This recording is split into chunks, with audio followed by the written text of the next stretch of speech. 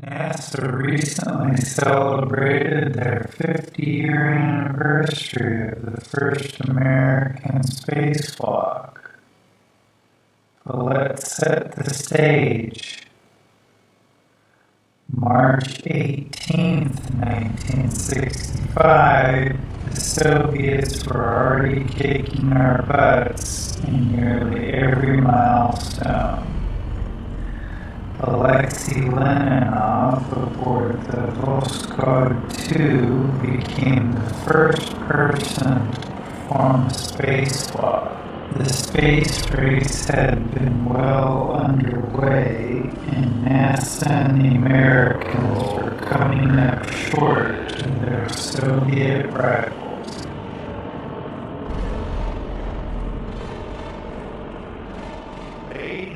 Geez, you're really being pushed into the seat, and all of a sudden, it stops.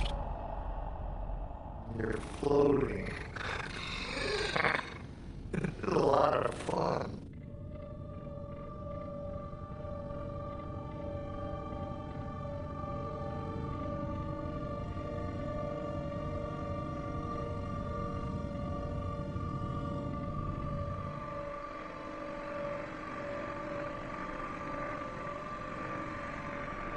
The crew went through the preparation process. They reported we were ready.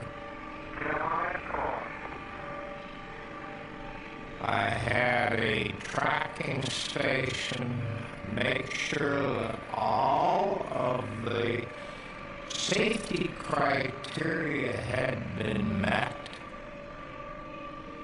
And this was now okay to open up the hatch. Okay, we're going to go for your EVA this time. Okay. Roger, flight, let's go.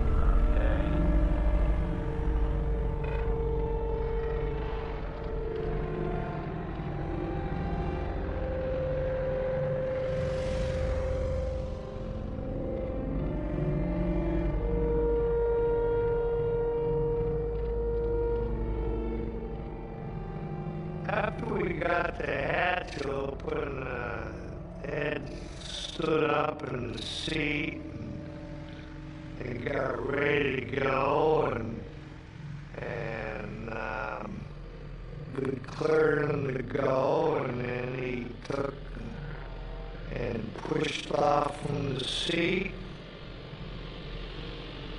I feel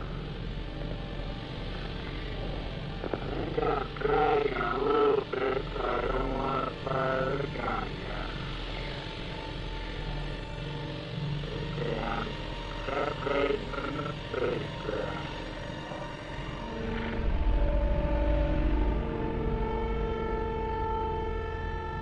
Ed White is flying at 17,000 miles per hour, 200 miles above the Earth. Okay, I'm on.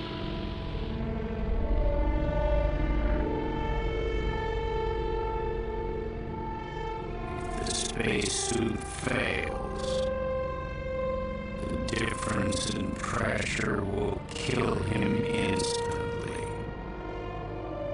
If the lifeline fails, he'll literally be lost in space.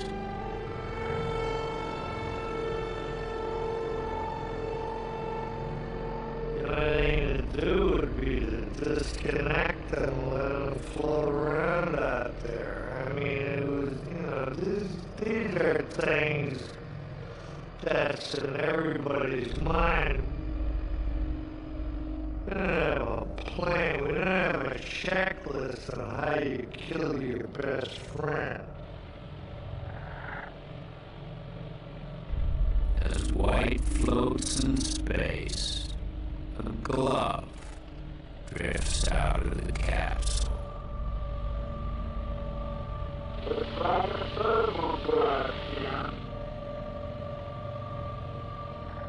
don't even know whose glove it was. I don't know whether it was his or mine. I feel like $1,000,000. Today, those pictures are classic.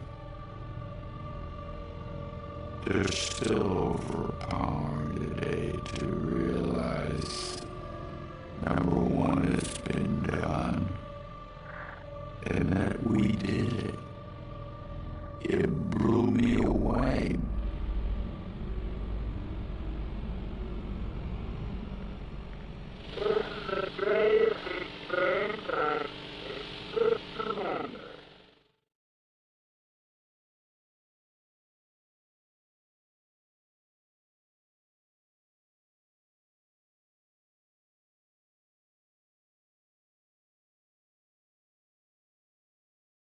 Here's where I think the animators got carried away with creative license.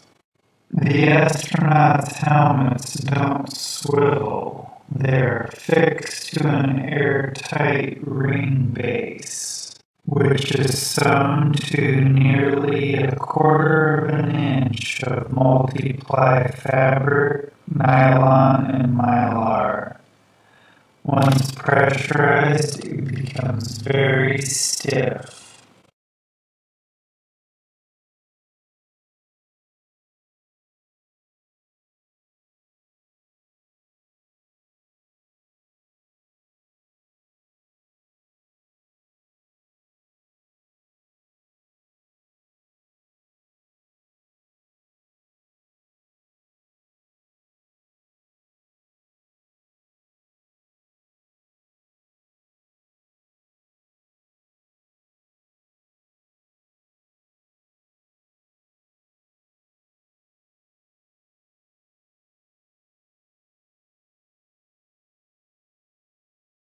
Here we have the original footage of the actual EVA. It was taken on 16mm film reel, 440 feet long, which works out to be 12 minutes at 24 frames per second. A camera that can hold a 7-inch reel is fairly large, and we don't see anything that matches the description in the archives or pre-flight equipment manifest.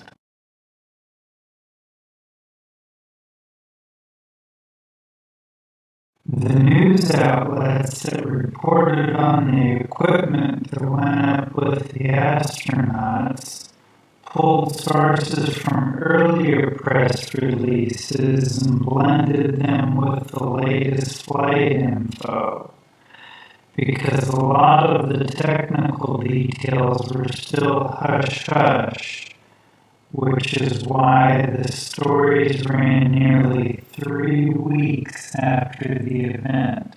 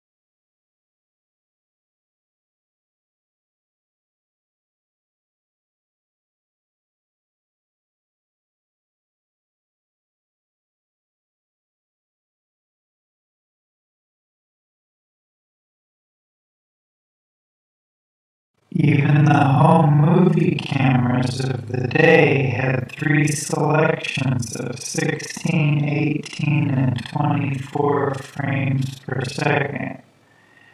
As we shall see later on, the handheld camera took footage of what appears to be 18 frames per second. But when filming the EVA, NASA chose to use a 7-inch reel of 440 feet of film. This would allow for 12 minutes of footage.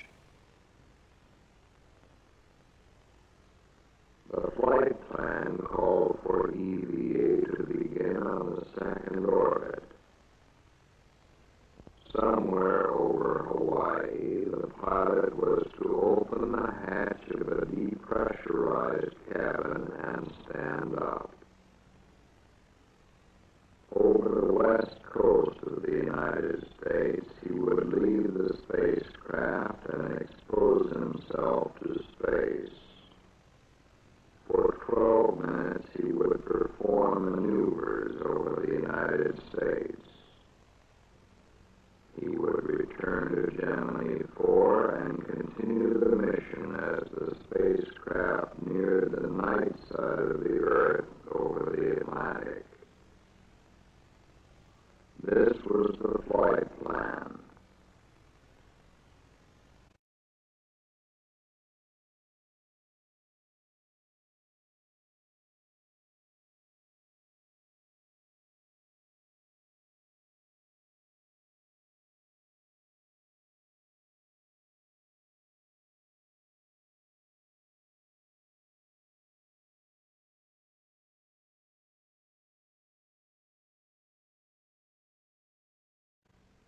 During the final 2 days of the mission, Command Pilot McDivitt took a series of formal and informal motion picture shots with a 16mm camera mounted at the pilot's window.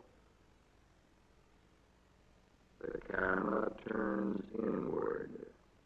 For a brief moment, we are able to ride tourist class with Gemini 4, watching the crew at work. We catch a glimpse of the space sunrise, flaring in brilliant color over the Earth's horizon.